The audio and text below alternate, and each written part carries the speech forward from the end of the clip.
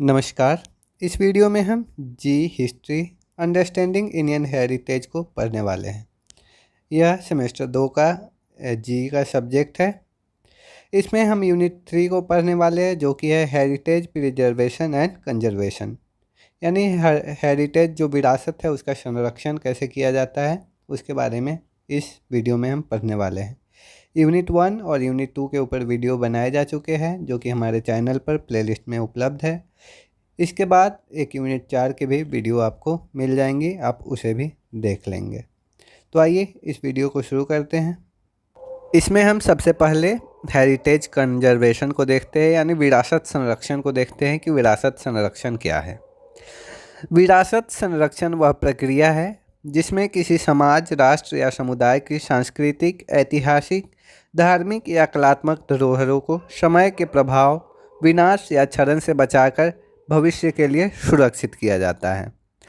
विरासत संरक्षण वह प्रयास है जिससे हम अपने समाज की ऐतिहासिक और सांस्कृतिक संपत्ति को नष्ट होने से बचाकर उसे अस्थायी नहीं बल्कि अस्थायी बनाते हैं, ताकि यह भविष्य की पीढ़ियों के लिए भी जीवंत रह सके। आइए देखते हैं विरासत संरक्षण आखिर क्यों आवश्यक है। विरासत संरक्षण भविष्य की पीढ़ियों को उनकी पहचान, इतिहास और सांस्कृतिक परंपराओं से जोड़ने का माध्यम है। यह न केवल शिक्षा और ज्ञान का स्रोत बनती है, बल्कि राष्ट्र की एकता, गौरव और सामाजिक समरसता को भी मजबूत करती हैं। यदि हम अपनी सांस्कृतिक विरासत की उपेक्षा करेंगे या उन्हें नष्ट होने देंगे, तो हम हमारे इतिहास से कट जाएंगे और हमारे आने वाली जो पीढ़ियां हैं वह अपने अतीत को केवल किताबों में ही खोज पाएंगी, वास्तविक रूप से अनुभव नहीं कर पाएंगे। इसलिए यह नितांत आवश्यक है कि हम अपनी विरासतों का संरक्षण करें, उन्हें एक उत्तराधिकार के रूप में अगली पीढ़ी को सौंपें। जब हम इन विरासतों को सहेजते हैं तो हम न केवल पत्थर और ईंटों की रक्षा करते हैं, बल्कि एक सभ्यता की स्मृति और आत्मा को सुरक्षित रखते हैं। विरासत संरक्षण केवल भूतकाल का स्मरण नहीं है, बल्कि यह वर्तमान का दायित्व और भविष्य की जिम्मेदारी भी है। आइए हम देखते हैं कि विरासत के नष्ट होने के क्या क्या कारण हैं, विरासत के विनाश के क्या कारण हैं, आखिर विरासत किस प्रकार से नष्ट होता है। पहला राजनीतिक कारण है। जब कोई राजनीतिक दल या संगठन धार्मिक या सांस्कृतिक पहचान के नाम पर सत्ता प्राप्त करना चाहते हैं, तो वह विरासतों का उपयोग या दुरुपयोग करते हैं। उदाहरण के लिए अयोध्या में 1992 में बाबरी मस्जिद को ध्वंस किया गया।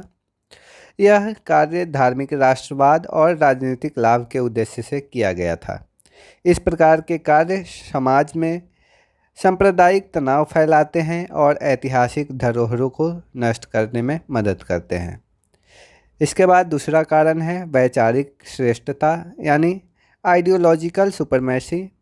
जब कोई सत्ता समूह या समुदाय खुद को श्रेष्ठ साबित करना चाहते हैं, तो वह दूसरों की विरासत को मिटाने की कोशिश करते हैं।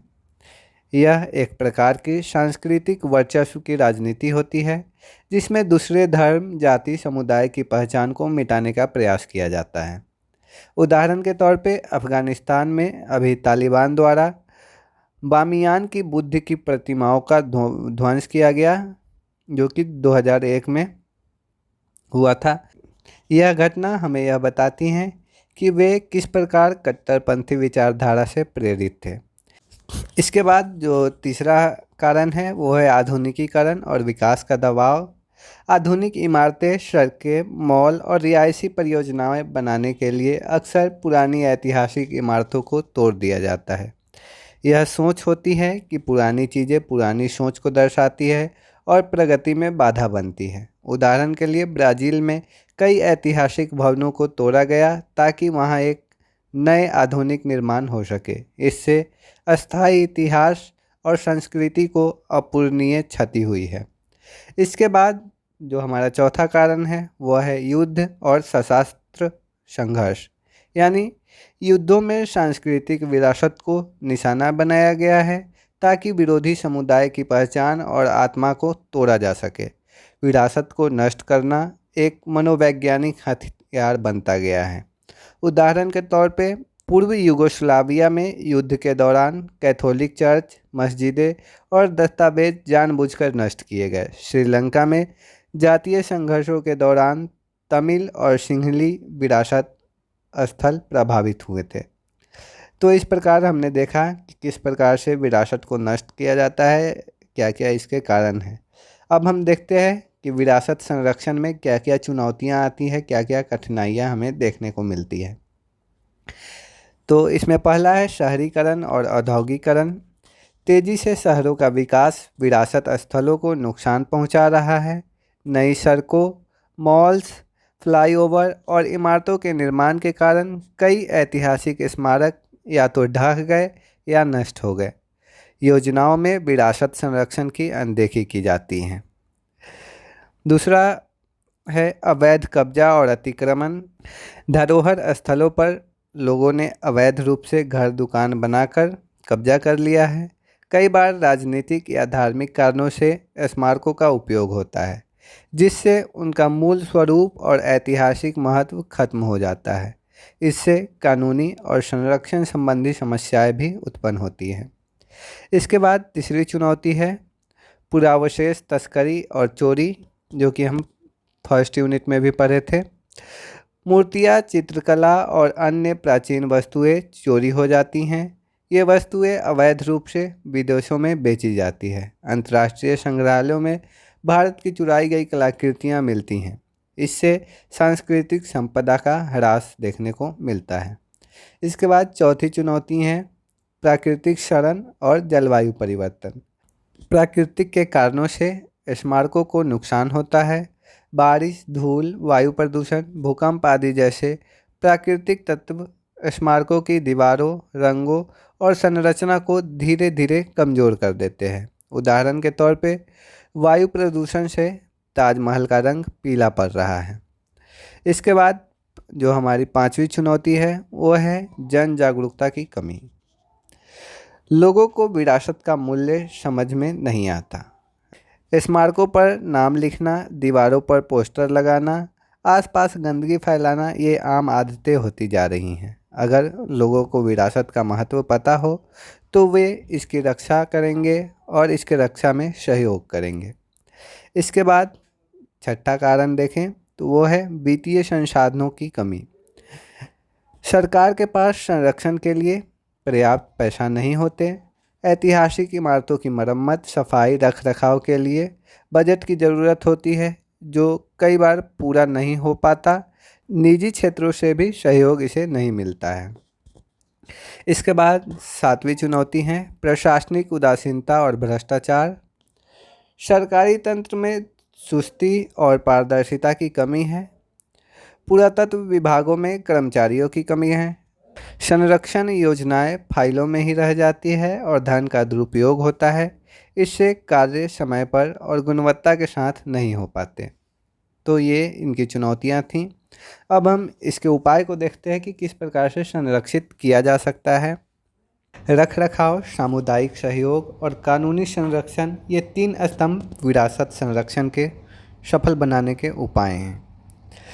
पहला देखते हैं ऐतिहासिक स्मारकों का रखरखाव। केवल स्मारकों का पुनर्निर्माण करना पर्याप्त नहीं है, बल्कि उनका नियमित रखरखाव भी अत्यंत आवश्यक है। यदि स्मारकों को केवल पुनर्स्थापित करके छोड़ दिया जाए तो उनका रखरखाव न किया जाए तो फिर वे क्षतिग्रस्त हो सकते हैं। रखरखाव का उद्देश्य यह है कि वस्तुएं और स्थल अपनी मौजूदा अवस्था में अधिक समय तक सुरक्षित रह सके। वैज्ञानिक और पारंपरिक दोनों तरीकों का संयोजन आवश्यक होता है ताकि संरक्षण प्रामाणिक बना रहे और मूल स्वरूप से विचलन न हो। इसके बाद दूसरा उपाय है स्थानीय समुदायों की भागीदारी, यानी संरक्षण केवल विशेषज्ञों और सरकार का कार्य नहीं है, बल्कि स्थानीय समुदाय की भी भागीदारी अनिवार्य है। स्थानीय ज्ञान, पारंपरिक तकनीकें और सांस्कृतिक लगाव स्मारकों के संरक्षण को और अधिक प्रभावशाली बनाते हैं।